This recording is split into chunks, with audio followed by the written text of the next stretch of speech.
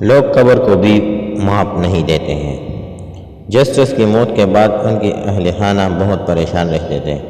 کوئی ان کے قبر پر ہفتے پٹا جوتا رکھتا جاتا۔ کافی جدوجہد کے بعد لاٹھی ٹیک کے ایک ضعیف شخص کو پکڑا لیا گیا۔ پوچھا، بابا جی یہ کام آپ کرتے ہیں؟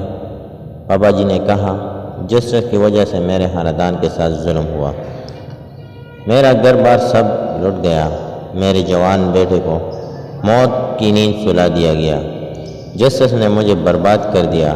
اب اپنے آپ کو سکون دینے کے لیے میں جسٹس کی قبر پر جوتا مارتا نہیں بلکہ رکھ جاتا ہوں۔